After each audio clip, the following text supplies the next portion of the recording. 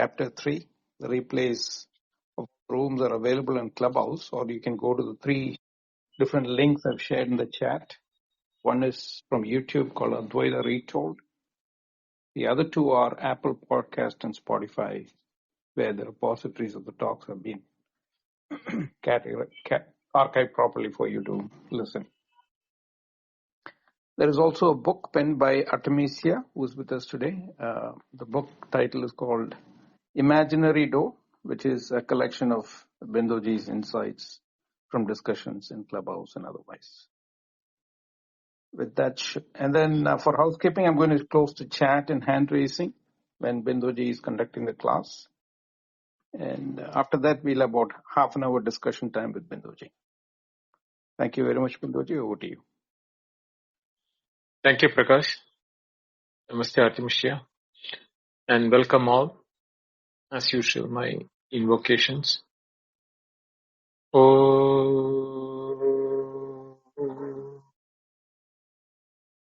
Namo Brahmadibhyo Brahma Vidya Sampradaya Kritrubhyo Vamsha Rishibhyo Mahadbhyo Namo Gurubhyaha Shruti Smriti Purananam Alayam Karunalayam Namami Bhagavad Padam Shankaram Loka Shankaram Shankaram Shankaracharyam Keshavam Badarayanam Sutravashi Kritau Vande Bhagavantau Punah Punaha Ishvaro Guru Ratmeti Murtibeda Vibhagine Vyomavat Vyapta Dehaya Dakshinamurtaye Namaha. Om Shri Gurubhyo Namaha. The Gita Dhyana Shlokam. Yam Brahma Varunendra Rudramarutaha Stunvanti Divyai Savai Vedai Sangapadakrammo Upanishadai Gayanti Yam Samaga Dhyanavastita Tadgatena Manasa Pashyanti Yam Yoginaha Yasyandam Navidussura Suragana Devaya Tasmai Namaha Devaya Tasmai Namaha Devaya Tasmai Namaha. Oh. So in the last class, we saw the Loka Sangrahamayapi Sampashyan Kartumarhasi. How the Loka Sangraha, or for the benefit of the world, action has to be performed. Now Krishna himself is going to narrate from his point of view. Before that, he tells a general rule which is seen in the society. Verse number 21. Yadyatacharati shreshta stastadevetaro janaha sayat pramanam kurute lokastadanuvartate. Yadyat acharati shreshtaha tat eva itaro janaha sa yat pramanam kurute lokaha tad anuvartate. Yadyat shreshta acharati. Whatever the most excellent persons in the society practices. Shrestha means they are excellent in the society. They are considered as examples. Acharati means whatever he practices. Yad. Whatever the excellent person in the society practices. Tat tadeva itaro janaha acharati. That very thing is practiced and followed by ordinary people who may not be considered as excellent or standing out in the society. The second line says, Saha yat pramanam kurute lokaha tad anuvartate. Saha yat pramanam kurute. Whatever he makes as a standard, lokaha tad anuvartate. The world follows that. Now there are two halves which may appear to be repetitive, but actually not. While the first line emphasizes on the behavioral imitation, yad yat acharati, the second line emphasizes more on the normative authority by behavior. So Shrestha is both an exemplar, also he stands as an authority for others. So the word acharati is what a person practices, conducts, behaves, performs habitually. He is not putting any effort that I am doing this for making the world to follow me. No. He has earned the position as a person in the society worth appreciating or following because of this very habitual performance of his. It is effortless from his point of view. At the same time, he knows that his actions are examples for others to follow, or others are noticing him, not with any intention that because they are noticing he is changing his habits. No, he is aware of it. But that doesn't influence him. So there is a thoroughness and a completeness in his conduct. It is not an occasional performance, but as a habitual and settled behavior. That is why the acharati, the word used, acharanam karoti, means performance as a normal conduct of life. Shrestha, the word is indicating of a most excellent person or the foremost or the best in the society. He is not merely a socially prominent person, but a person who is gunavan or gunavati, possessed of genuine moral principle and intellectual excellence. He is also called a Mahajana, whose conduct embodies dharma.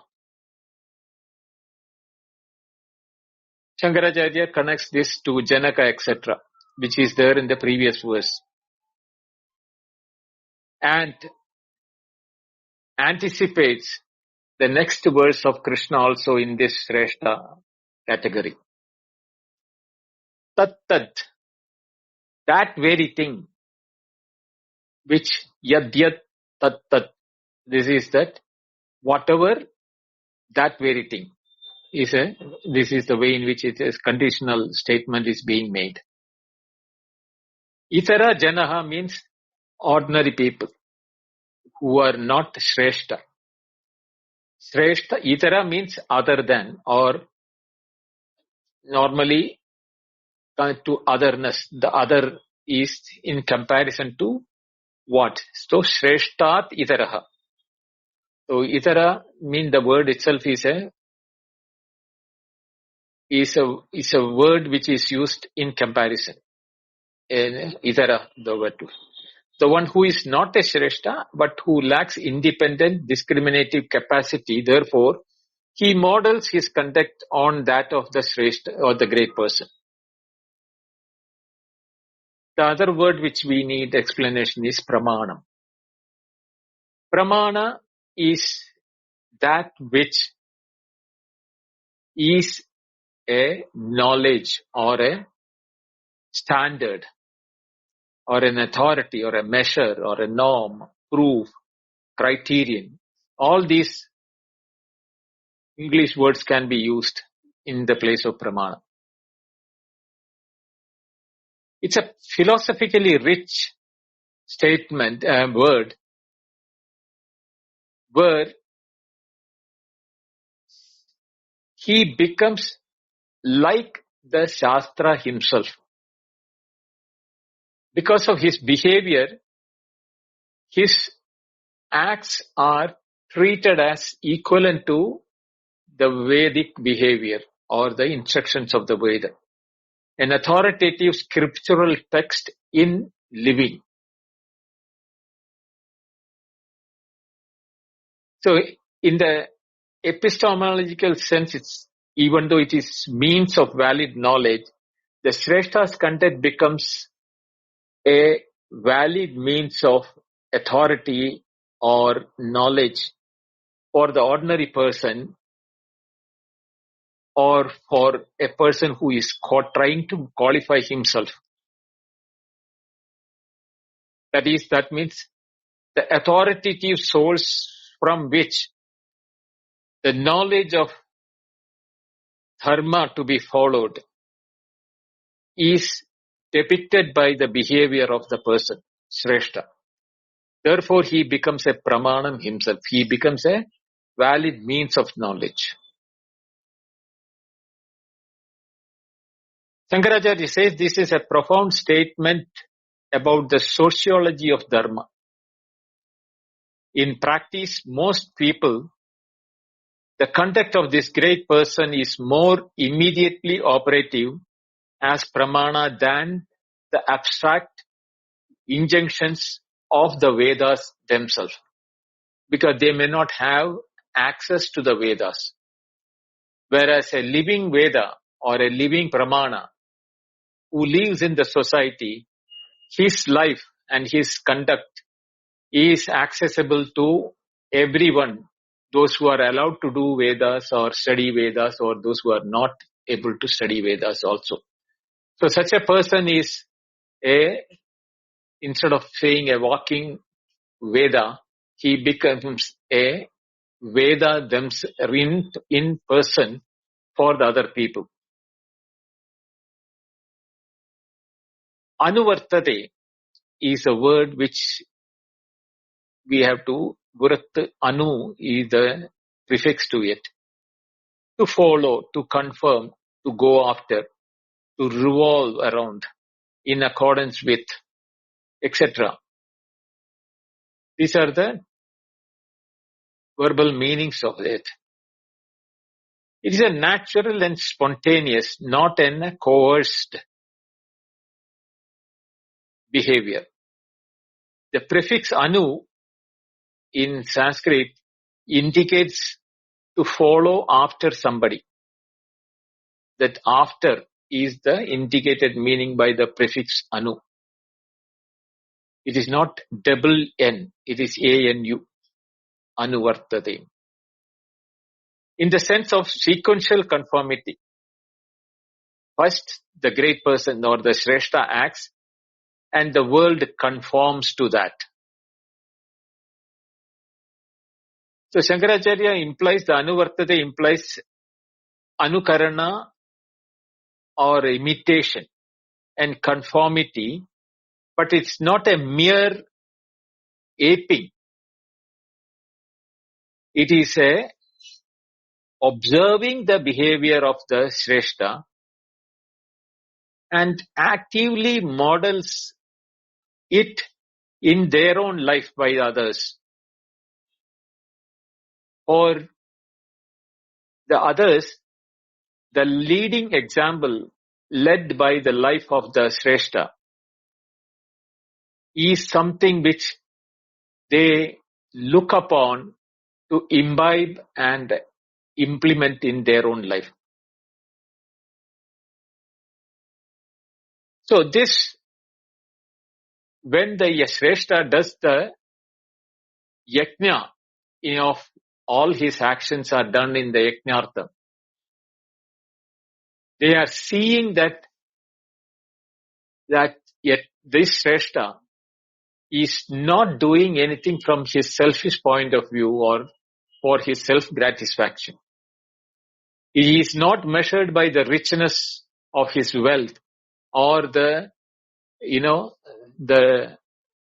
attire and the way of his life is concerned, but his social living by empathy, helping, Samaritan, and all those good values of dharma which others are getting benefited about, and they see the benefit by one person to many, and therefore they like to anuvartade or to imitate or the follow or conform to that way of living, so that the cosmic wheel of the social circle is set in motion by one exemplified person in the life, in the world society, and others following it.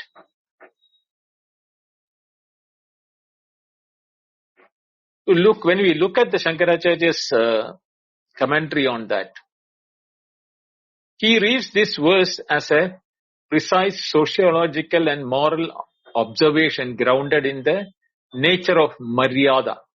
Maryada means the normative boundaries of Dharma and how they are sustained in practice.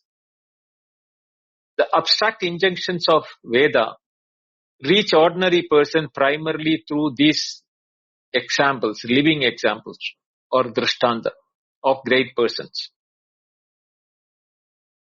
When the Shrestha performs yajna, or the person who is living example performs his actions in the yajnartha,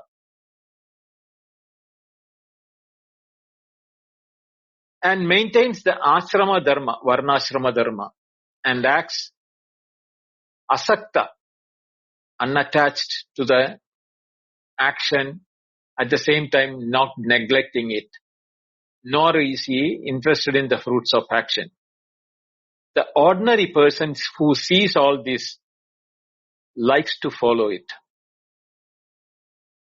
Therefore, the Shastra Vidhi or the Vedic injunctions becomes alive and operative through these Shreshtas as a contact. That is why the Jnani who has no personal karyam, which we discussed yesterday in 17 and 18 verses, nevertheless acts for the sake of loka sangraha, lest the madhyada of dharma dissolve. He is doing for the sake of loka sangraha, because he knows that if he doesn't do his actions, he is not becoming an inactive, secluded person in a cave or etc. He is a jnani. He is very much well versed in the jnana nishtha and brahma sthiti. Yet he is performing his actions for the purpose of loka sangraha. Otherwise, the normative boundaries of dharma will get dissolved in the long run. Now we can all understand why did Shankaracharya, in spite of having the knowledge, lived a life and they showed us what is the yajna of knowledge, jnana yajna. Shankaracharya's way of being a Shrestha is by jnana yajna. He passed on the jnana, what he has, in the form of this loka sangraha. Second, the identification of Shrestha's conduct as a pramana, as valid means of knowledge. For Shankaracharya, a statement about epistemology of dharma in practice is what he is intending by that valid pramans. While Shastra is ultimate pramana for dharma, its interpretation, application, and living in a state of living mediation, as Smriti declares, Mahajano yena ghataha sa pantaha. The path is what the great person has walked, on the footsteps of the great people. That is what the Shrestha is. The Shrestha is thus not merely a moral exemplar, but an epistemological authority, one through whose conduct the abstract norms of dharma becomes concrete and imitatable.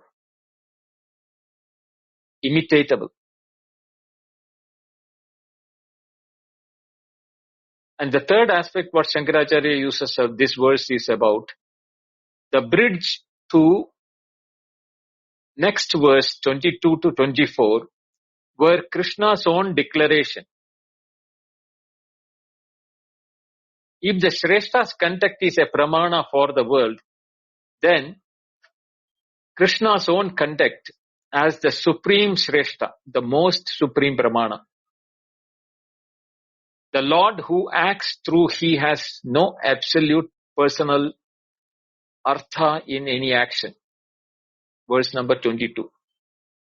Does so precisely for Loka Sangraha. To set a pramana for the world.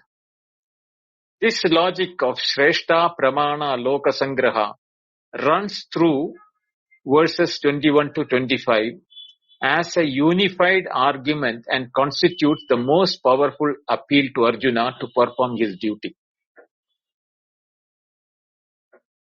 In fact, the next verse, 22, which we'll go after the explanations, is one of my favorite verses in Bhagavad Gita. I'll explain that when it comes.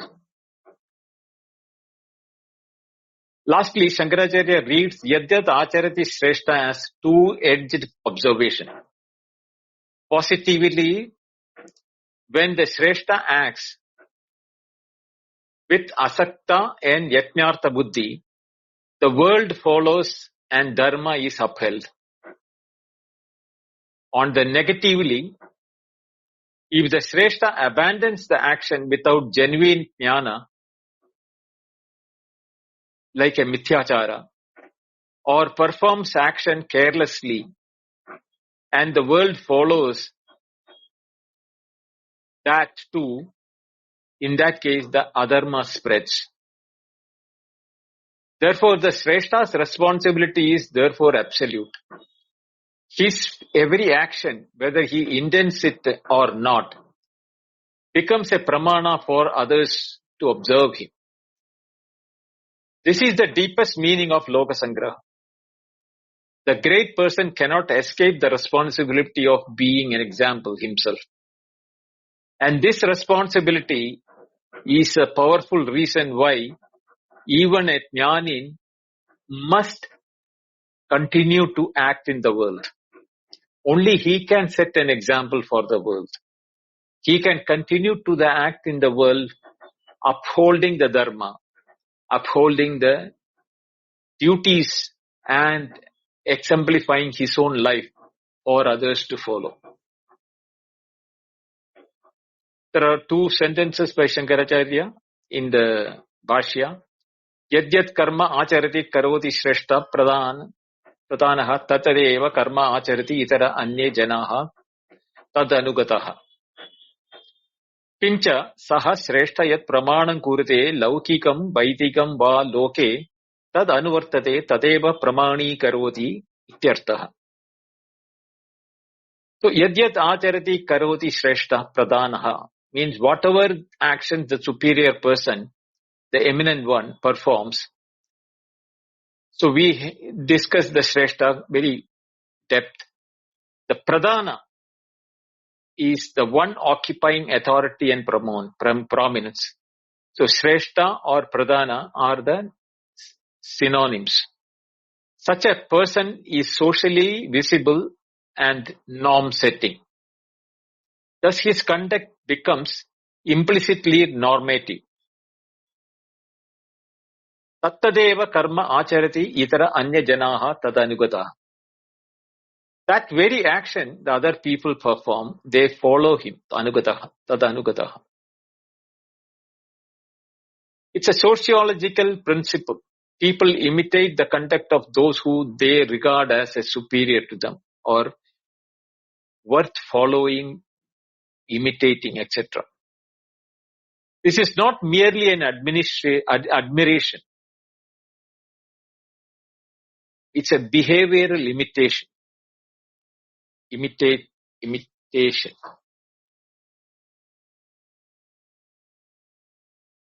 Thus, the conduct of the great becomes a conduct of the society. but they also have a power of norm setting. Kincha shreshta yat pramanam kurite laukikam vaidikam va. Moreover, whatever the standard the superior person establishes, whether worldly or Vaidika, or as per the Vedas, the great person does not only influence behavior, but also sets norms for others to follow him, both worldly standards and religious standards. Thus his life becomes an authoritative precedent. Lokaha tad anuvartate tadeva pramani karodi ityartaha. The world follows that and accepts it as authoritative. Society does not independently analyze dharma because they have no complete, all the society may not have the access towards the Vedic scriptures depicting dharma and adharma.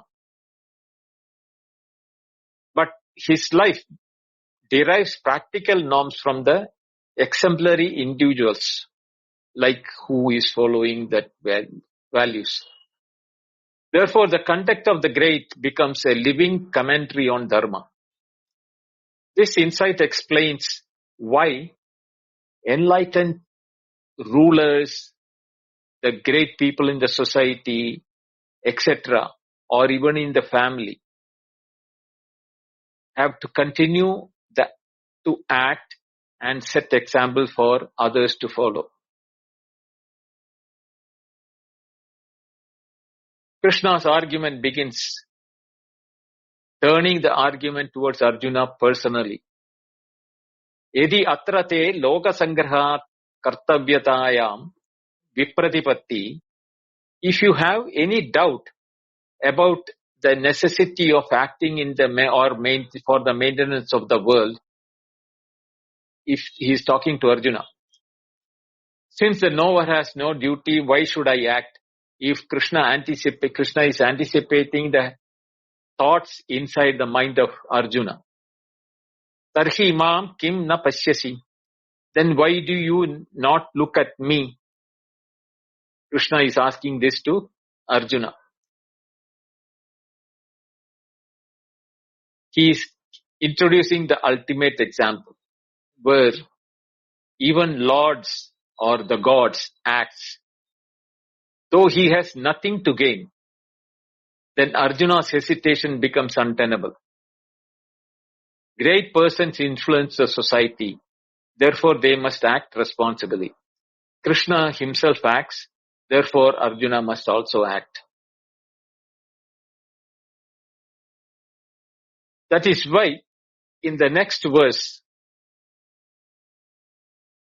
Krishna starts, before that, Shankaracharya is putting this question.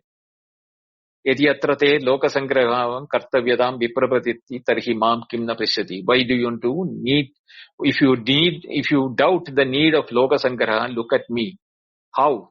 Krishna says, Name parthasti kartavyam trishu lokeshu kinchana nana maptamamaptavyam vartayeva cha karmani. Beautiful statement. Hey Partha, Arjuna, Name asti kartavyam trishu lokeshu kinchana na anaptavyam aptavyam kintu varte eva cha karmani. Oh Arjuna, there is no duty whatsoever for me in the three worlds, nor is there anything unobtained in those three worlds that is to be obtained. Because he has identified himself with the entire creation. He is a Jnani himself. So he says that, Arjuna, look at me. There is no duty whatsoever in me in the three worlds, because I am no doership, I have no enjoyership. So whether it is Swarga, Bhumi or Patala, the heaven, the hell and the earth, or if we take Jagrat, Swapna, Sushupti, the three worlds of Jagrat, Swapna, Sushupti. There is no duty. I am neither the doer nor the enjoyer, so there is no duty before me. Since the whole three worlds have sprung from me, what is to be obtained which has not come out of me in any of the three worlds? That is when he says that, nor is there anything unobtained that is to be obtained. But not only that, he doesn't stop there. He says that, Varta eva cha karmani. Yet, I do indeed engage in all actions in all the three worlds. The tension between the two halves of the teaching, perfect freedom from obligation coexisting with continued action, and constitutes the Lord's own life as a supreme pramana for karma yoga. Na me, not for me. Partha, O Arjuna, kartavyam asti. Kartavyam means duty, obligation, or what is to be done. Asti means is. There is no duty or no obligation which is to be done for me. Where? Trishu lokeshu. Within the range of the three worlds. In the three worlds means Bhuloka, the earth, Bhualoka, the intermediate realm, and so on. Swarga, the entire range of samsaric existence. Shankaracharya reads Trishu Lokeshu as indicating the absolute comprehensiveness of Lord's freedom, not merely in one domain or at one level, but across the entire scope of cosmic existence. Nothing in any of the three worlds constitutes karyam for him, to be achieved by him. Kinchana means it is a na kinchana, that is not anything whatsoever. Leshamapi, even for an iota, even the slightest trace that, indicating that na asti kinchana means creates a triple negation of maximum force, where there is no duty in any world of any kind whatsoever. Krishna is talking this himself, because he is identified himself as the non-doer or non-enjoyer.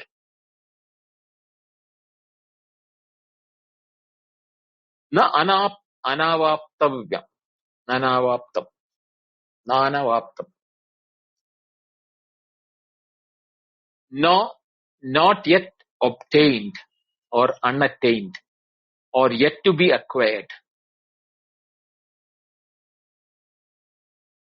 Na kinchit adhishthanam asti. There is nothing that has to be accomplished. No, adhishthanam, asadhyam, asaditam, asaditam. Na kinchit asaditam asti. There is nothing that has not to be accomplished, that has not been accomplished. The double negative, na ana avaptam, there is nothing unobtained, means he is indicating his purnata there. Everything is from me. The purnata is from the knowledge. It is not that he is carrying the whole world on his head, or he is possessing the whole world. He has understood through knowledge that there is none other than himself. Yatra nanyat pasyanyat shrunoti anyat vijanati tabhumaha. Avaptavyam, what is to be obtained. Anavaptam, avaptavyam. These are the two words. There is nothing to be obtained. Yet, varte evacha karmani. Varte means I engage, I move, I am active, I abide, I continue. Is to indicate that a natural, spontaneous, effortless pravritti of Lord, his engagement in karma is like sun's shining, not for any purpose but as a natural expression of his own nature, swabhavastu, pravartate.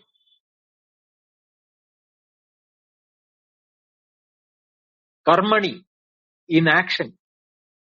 He is in action, in the domain of action. Karma yoge vartamanaha, remaining engaged in the yoga of action. That is why Krishna is referred as Yogachara.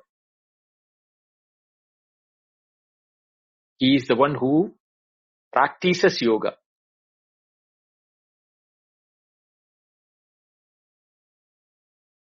Continuous sustained engagement, not occasional or reluctant participation, but full and ongoing involvement in action. Shankaracharya's commentary on this verse is one of the most philosophically concentrated passages in his entire Gita Bhashya. That's why, another reason why I like this verse so much.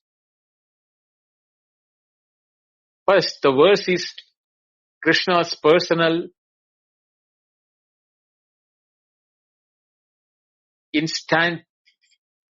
instantination of the principle that is stated in verse number 17 and 18.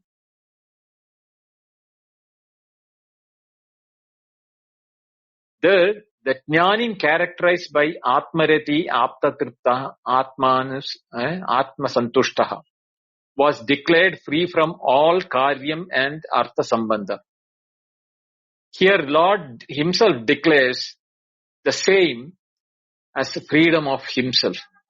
Name asti kartavyam, na anavaptam, na aptavyam. The Lord is thus both the supreme jnani and the supreme exemplar of the freedom described abstractly in the 17th and 18th verse. Shankaracharya reads this as Krishna establishing his own adhikara to teach karma yoga from a position of perfection, position of perfect realization rather than mere theory. He is practicing what he is going to talk to Arjuna. So he has more experience to talk about to it rather than a pandit who knows the meanings and explain from the meaning point of view. Second, Nanavaptam Aptavyam is for Shankara the most philosophically precise formulation of Brahmana's absolute Purnata. Brahman's Purna's Brahmana's absolute Purnata or Brahman's Purna absolute. Both. There the word Brahmana doesn't mean the caste Brahmana, but the Brahmatjnani. The Upanishadic formula, Apta Kamasya Kasprihaha. What desire can there be for the one whose desires have been fulfilled? Is exactly what is spoken by Krishna here. The Purnata means not merely all specific desires are satisfied, but that the very structure of desire, distinction between that is to be obtained and that is yet to be obtained, that has been obtained and that is yet to be obtained, both simply does not apply. Praptaha, praptavyaha. These are the two words used there. Krishna is Nitya Triptaha, eternally satisfied. Not because he has obtained everything, but because he is everything. As Brahman, he is Sarvatman, the self of all. And there is therefore nothing other than himself to be obtained. He will talk later. Yomam pashyati sarvatra sarvancha mayi pashyati. One who sees me in everything and everything in me. When he has to talk like that, you can imagine the completeness or the fullness or the purnata he is experiencing, or he is aware of his nature. It is not that he is satiated by everything in the world. No, he has the knowledge that he is everything. Now comes to the other aspect, Varta Evacha Karmani. Is the paradox that drives the entire Loka Sangraha teaching of the next 3 verses from 22 to 25.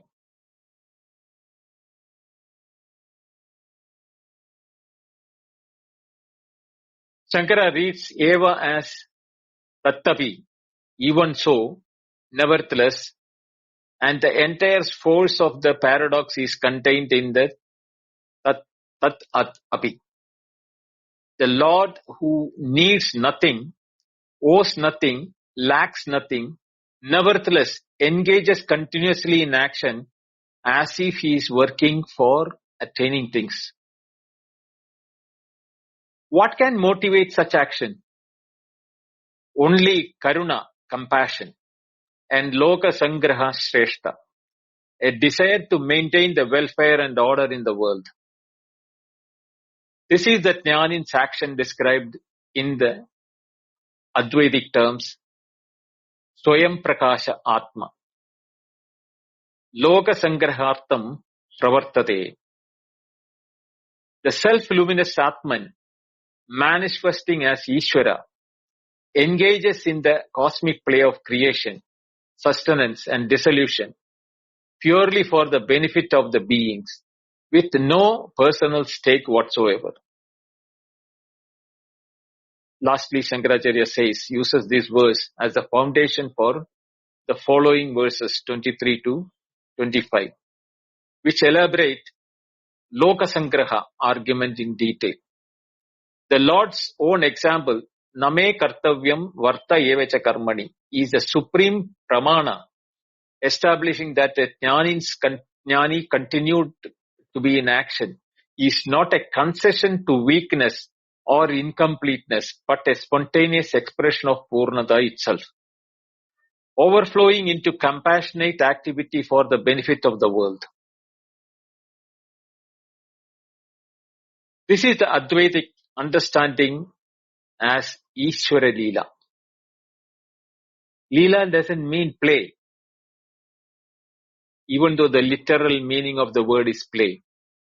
But his action, from his point of view, is a play.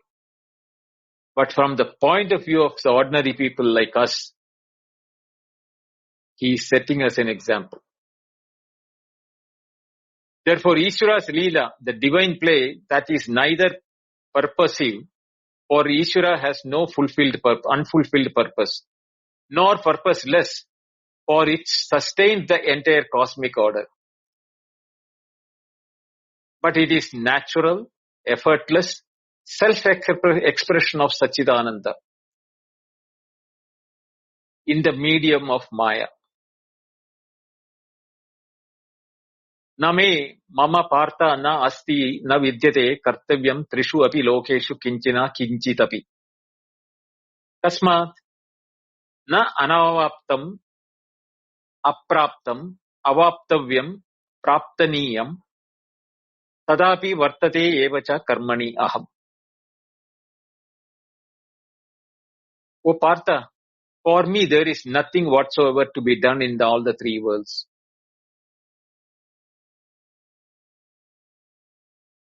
Because obligation arises only where a desired result is to be obtained.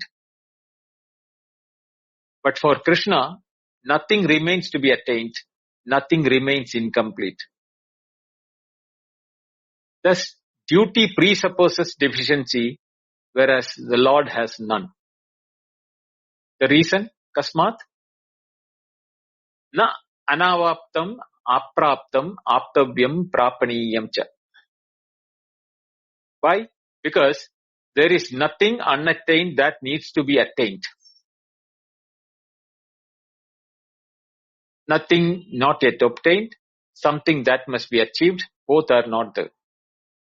Action, result, fulfillment is the ordinary beings. But for Ishvara, it's a Purnata or completeness. There is no karmic motive existing for him. Yet, the Lord acts.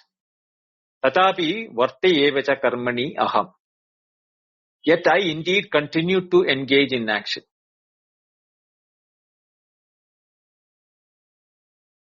Krishna acts not for himself, but for loka sangraha, maintenance of the world. Thus the Lord's action differs from ordinary action. Ordinary actions is motivated by gain, whereas a divine action is motivated by preservation of order. While the ordinary action binds the doer, it does not bind the divine action. Divine. Ordinary action arises from ignorance, whereas for the divine, it is an expression of knowledge. Therefore, it is non-binding activity for the divine. People imitate the conduct of the great. If the Lord ceases to act, the world would collapse into disorder.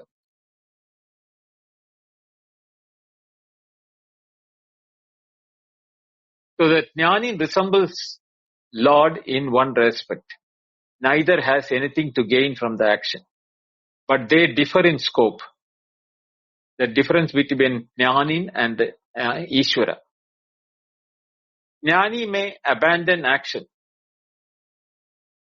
whereas Ishvara sustains cosmic order. A Jnani is having individual realization of his, whereas Ishvara, who is all-knowing, has universal governance in his knowledge.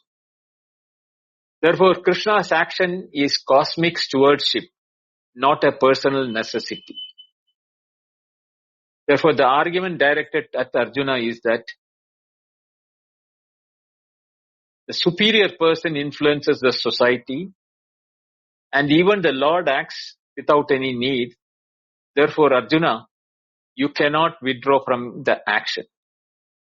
Thus, the teaching is not merely philosophical, it is strategically directed towards Arjuna's hesitation.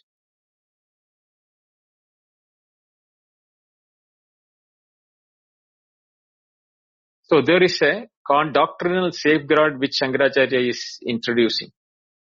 He ensures that this verse does not contradict Advaita. Brahman is actionless. Ishvara's activity belongs to the empirical realm, Vyavahara. The absolute self remains untouched. Thus, the action belongs to the realm of appearance only. The self remains non-acting as a witness, Sakshi. The momentum of argument in the verse 23 will intensify the point. Krishna will say, if he were not to act even for a moment, the entire world will collapse. Thus, the chapter moves from personal discipline, karma yoga, to cosmic responsibility, loka sangraha. So verse number 23. Yadi hyaham na varteya jadu karmanyatendratah mama vartma anuvartande manushya partha sarvashaha. This verse is a conditional sentence from the previous one, which talks the condition in the first half and the consequences in the second half. The first half is that yadi hi aham jatu karmani atindritaha na varteyaha. Means, for if I were ever not to engage in action with the tireless energy, the consequence will be Partha Manushya Sarvashaha Mama Vartma Anuvartande. O Arjuna, the human beings would follow my path in every way and abandon actions. The conditional is contrary to the fact the Lord does engage in action, but the consequence of clause is stated in the present tense as Anuvartande rather than Anuvarteyuhu in a conditional grammar, which gives the heightened immediacy and reality. Yadi hi aham na varteyaha. I were not to engage, I were not to abide, I would not continue. Marks the controversy to the fact the condition, if I were not to engage, which I do and must, is what is indicated here.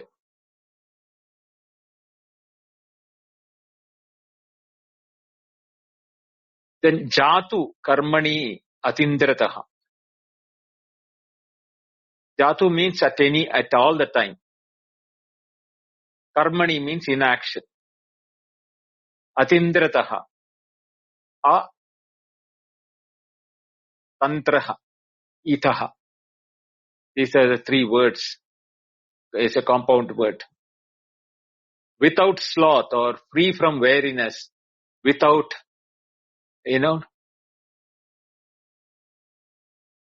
weakness, with unrelenting vigor, tirelessly. These are the meaning of the word atindrataha. Free from the trooper or inaction. So, varte evacha karmani atindrataha means I engage in action with tireless, unrelenting energy. Never for a moment I am actionless. I am not in the state of action. Not in actionlessness. But which Krishna has said, namek nakinchit chanamapi jatu tishtatya karma krita. Where he has indicated towards this. So, by its presence in the conditional, it intensifies the hypothetical. It is not merely an engagement in action, but the Lord hypothetically forgoes but tireless, vigorous, continuous engagement. Shankaracharya reads Atindritaha as indicating Ishvara's natural and effortless pravritti. His engagement in the cosmic activity of creation and sustenance is not labored or occasional but spontaneous, continuous and inexhaustible. Mama Vartma Anuvartande. If I do not work, the world will follow me.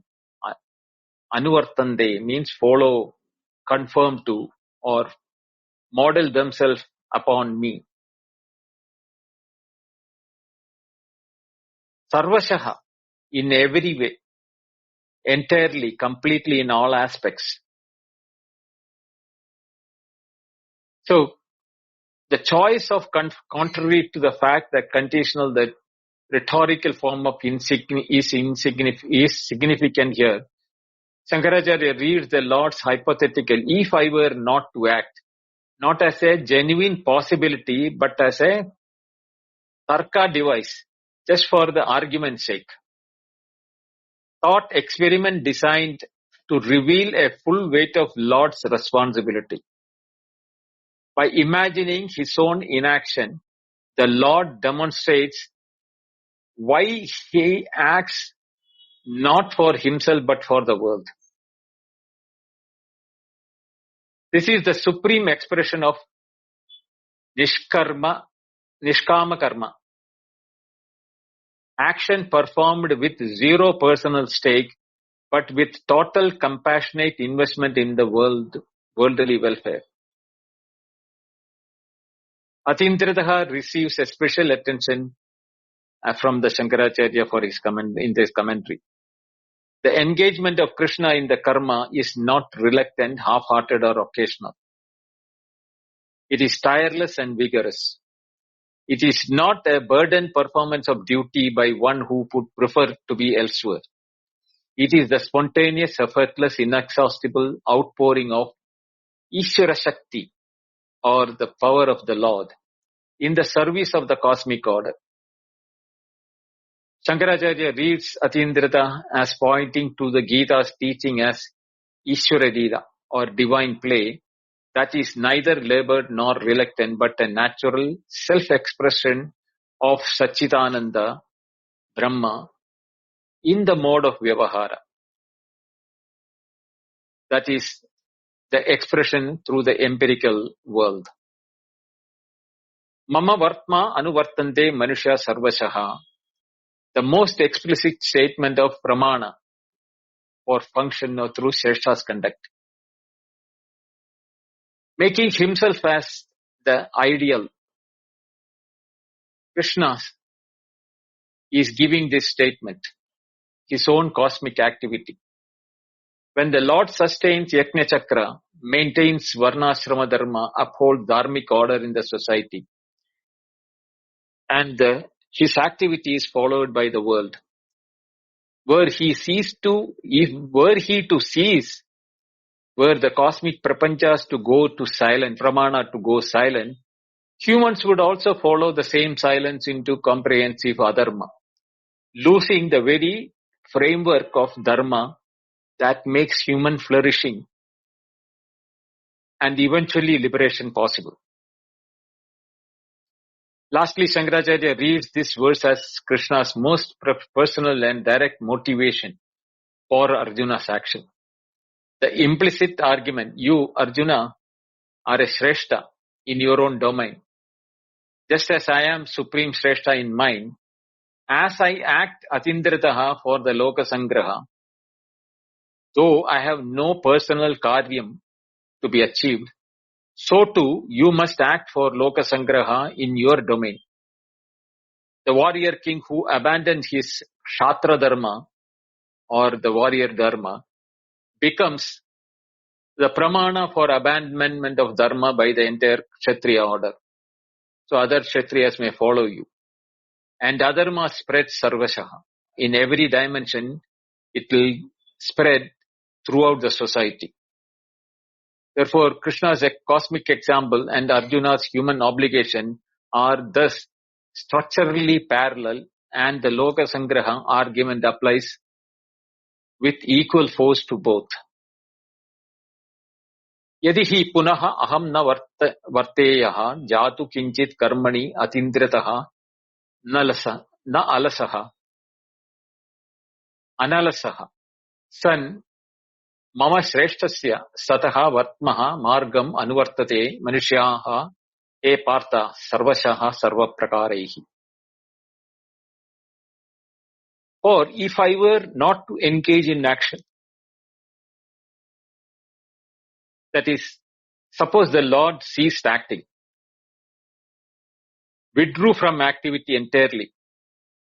This is not a metaphysical inactivity which belongs to Brahman, but a cessation of visible engagement in the world. How? The Atindritaha Analasaha San. Even while being vigilant and not negligent. Even if such a withdrawal were due to laziness, still it would have consequences. Thus the problem is not moral negligence but a public example. The influence of the supreme example. Mama shreshtasya tat sataha vartmaha margam anuvartate manusyaha. The human beings will follow the path, the course of contact of mine, who am the Supreme One. This is to be connected with the verse number 21. People imitate the Shrestha Yadyat acharati shrestha. Krishna has the highest authority, becomes the ultimate model for the world. If the highest exemplar abandoned the action, the society would imitate the abandonment. Sarvasaha sarva prakarehi. In every way, in all respects. Imitation would not be partial, but extend all forms of conduct. So people will conclude that action is unnecessary, duties are irrelevant, social order is dispensable. Society follows examples more than instructions. Even if scriptures command action, people mostly observe what the great people actually do. Thus, Krishna's engagement in action serves a purpose, maintaining dharma in practice, preventing misinterpretation of the renunciation, sustaining social order for the Loka Sangraha. In the case of Jnanin, a realized person may act outwardly, not because of obligation, not because of desire, but to avoid misleading others. Thus, the conduct of wise becomes pedagogical action.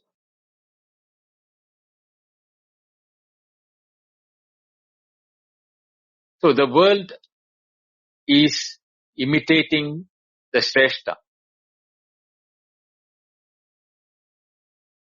Therefore, Advaita accommodates both the Jnanis and the Lord's stand.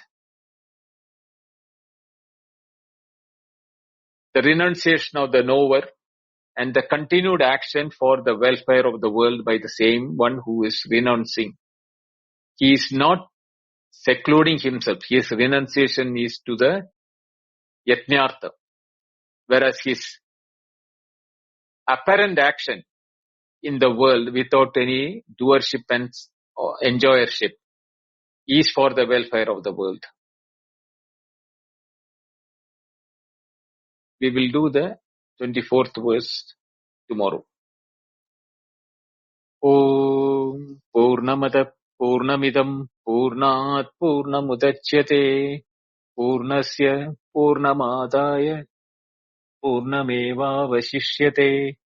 Om Shanti Shanti Shanti. Harihi Om. Shri Gurubhyo Namaha. Harihi Om. Thank you. Dhanyawad.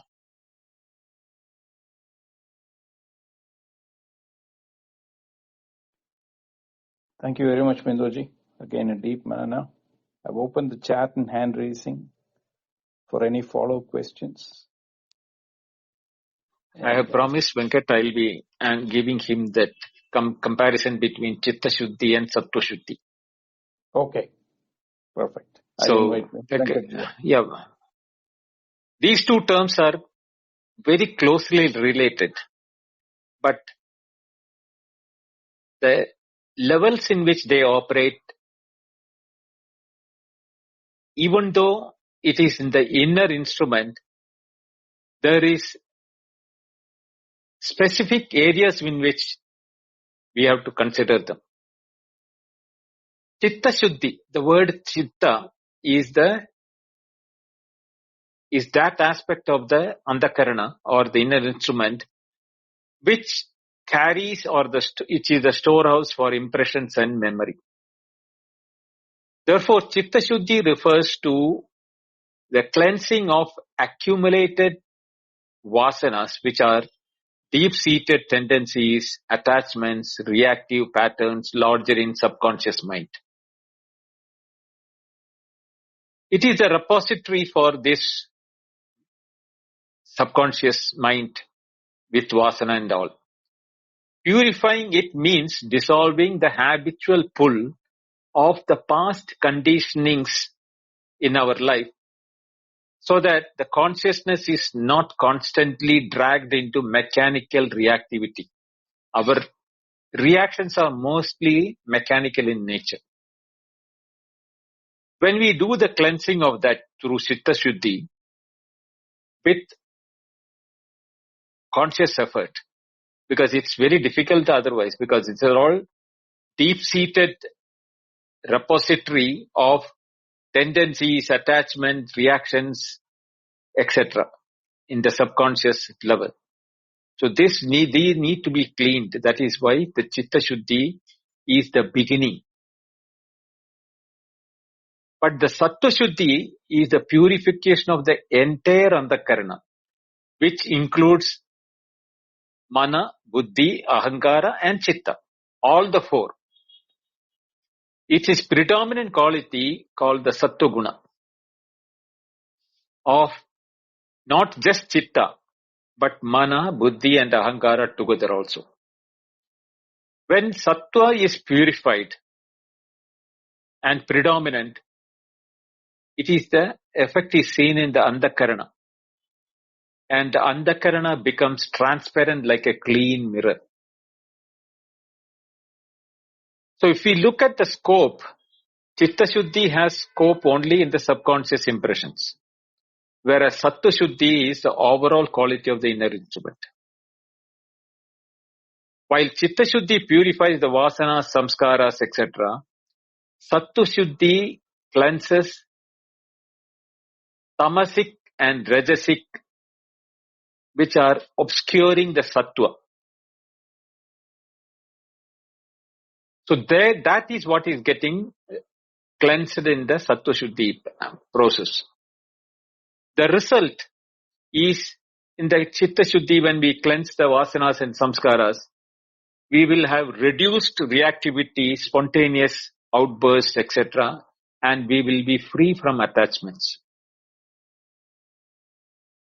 Whereas Sattva Shuddhi, when attained, what develops is Viveka Vairagya and steady awareness. That cleansed Sattva aspect of the Antakarana, we are always aware and attentive.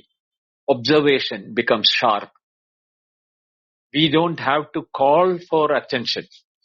Attention becomes our natural way of absorption. But what are the means?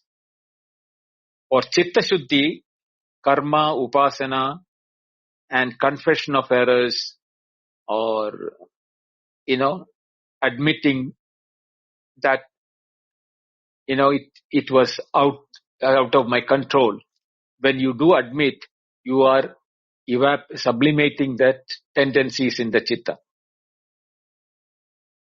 The Sattva Shuddhi, on the contrary, is Ahara, Seva, Satsanga and Sadhana. All the four, we have to take care of it. Ahara, in the Chandogya, when we, Narada, Sanat Kumara, Samvada, we heard that Ahara Suddho, Sattva Shuddho. There Ahara was mentioned to Narada by Sanaka. Then Seva, Satsang and Sadhana will help us in the Shravana Manana Nididhyasana. So if you look on a gross way, Chitta Shuddhi is removing dirt from a cloth, which are accumulated from memory, which it is like the Chitta is the cloth. And the memory, impressions, vasanas are all dirt accumulated on that.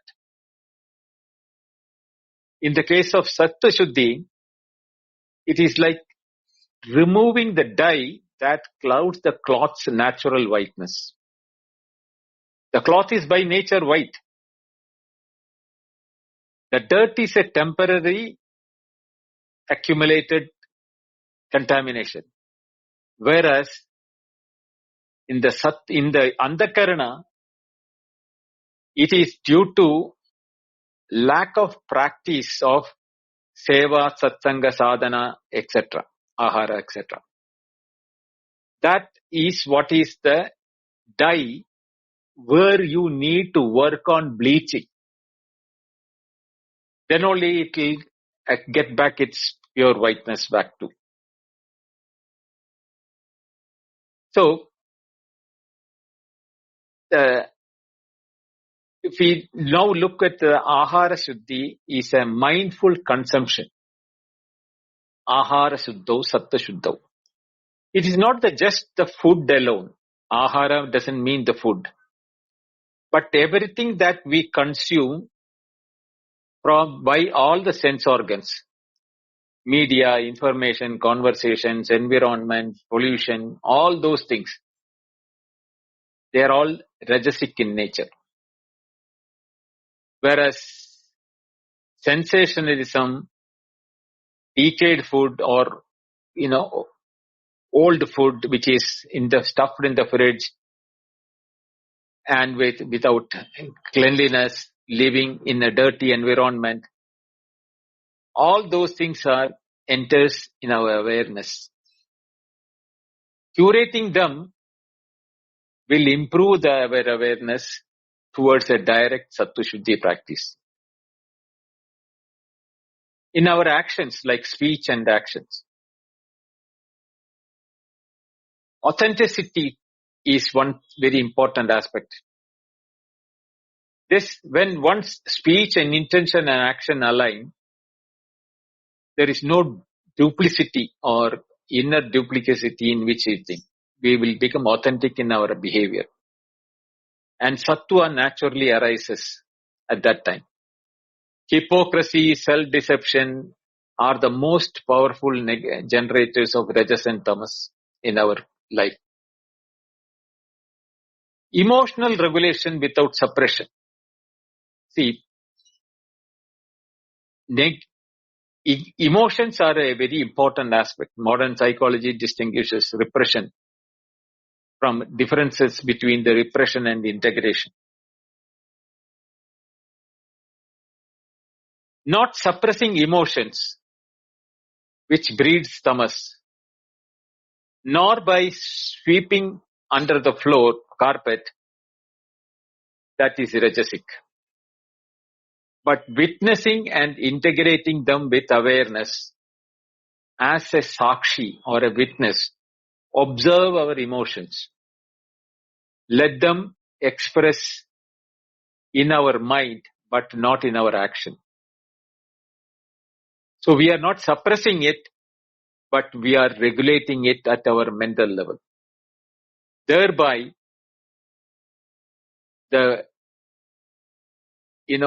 things otherwise would have been, we would have brushed it under the carpet, or we would have, controlled it by, repression. Those things will not happen. We also have to develop right relationship, not only with the modern world, technology and stimulation, how they affect us, overstimulation, continuous notifications coming, attention seeking, constant need for entertainment. These are all pure rajasic activities. Or other the contrary things, some people will say, I am not addicted to digital, this thing. They will go for a deliberate stillness, muting everything. They will not attend to the phone. What they call it as digital fasting. Or, they will be in a phase called as contemplative reading, which is not in a atmosphere which is conducive for them. But reading of self-improvement, mental happiness, general silence, and, positivity to life, outlook, etc. are sattva generating. Then seva without ego reinforcement. This is a very important aspect. Expectation, documentation, or identity building, all these fields are ahankara. Seva done quietly without seeking recognition is improving sattva. This is why anonymous, gifting, etc. are powerful sadhanas in the modern world, where, you can give, but be anonymous about it.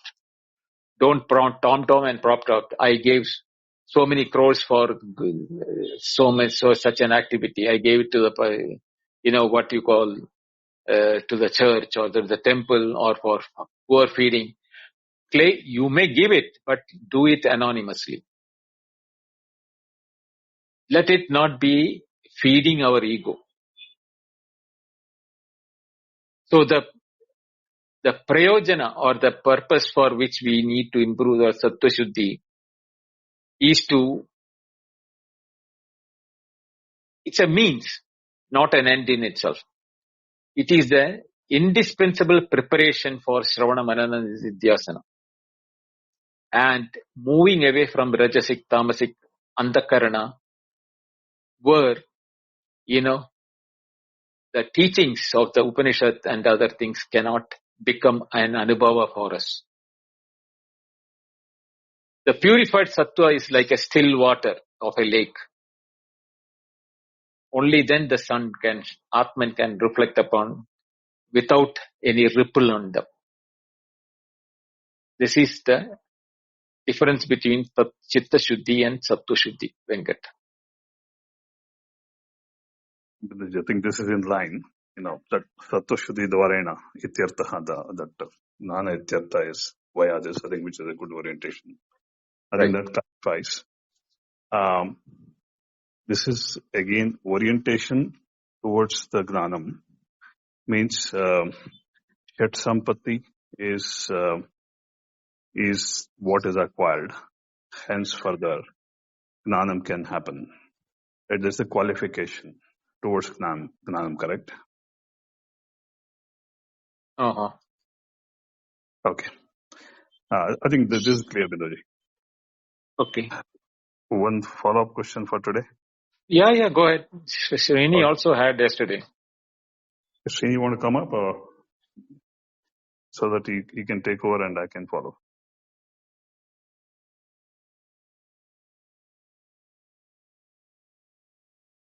Namaste, Bindoji.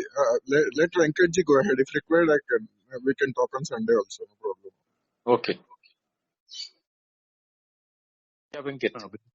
Bindoji, this Gnanam, so there are two, the Loka Sangraha as a Gnani and Loka Sangraha as Avatara Purusha like Krishna. I think there are two now distinct descriptions of Loka Sangraha. Right. That means Arjuna can aim for a Gnanam or a Gnani. While what is the reason why putting a Avatara Purusha, that Ishvara as is a capability. Why Loka Sangraha to be compared with the capability which Arjuna may not even acquire? Why such a bifurcation? See, bifurcation is at Shankaracharya's level, not at Krishna's level. Krishna doesn't talk about that. But Shankaracharya, due to his predominant sannyasa order to be maintained and required for the purpose of Loka Sangraha, where the society has forgotten about that aspects. They had become karma gandins and most of the other people have moved to Buddhism and Jainism. He had a purpose. So his purpose was from that point of view, what is he talking about the sannyasa as the jnani's requirement. But only for people, but at the same time, he didn't want what you call martyrs or people who want to bring back people into Hinduism. Not that way. It has to be in the form of creating shreshtas in the society or the example people in the society whereby they feel that they don't have to be tied up by the karma kanda alone. Then they can have a path through the purpose, the knowledge path also they can take. And there he has the example of Janakadeyaha. Janakadeyaha example is only from that purpose. So it is not only Krishna even people like Janaka is also an example, not sannyasis alone or those who have become renunciates alone. So the examples are given. Shankaracharya gives importance to the renunciate because he himself is a renunciate. Whereas the Gita, if you look at Krishna's point of view, he has mentioned only two, Janakadeyaha and he himself, Krishna himself. He didn't talk about a sannyasi there at all. This is a segue into Bhakti Yoga in a way in the coming chapters. Not yet. Karma has now, there is a karma sannyasa yoga which is coming in between. How the karma yoga can be converted into karma sannyasa before it goes into the bhakti yoga. Okay, so because there's the Madhyamadhikari, right? Right. This is a Madhyamadhikari, worship the Lord in a way, a Shrestha, who's also, exist in the karma. Right. That's an indicator right now given. I think we'll wait for that unfold, Binduji. Yep. Okay. Hariom Binduji. Hariom. Yes, Srini. Binduji, I have one small question on today's session. Like, Okay. Shrestha and Jnani are not synonymous, right? No. Yeah, because at the beginning, when it was applied to Shankara, it felt like we are talking it synonymously. But later in two loops, I think it was clarified. So yeah, that's what I wanted to check. Okay.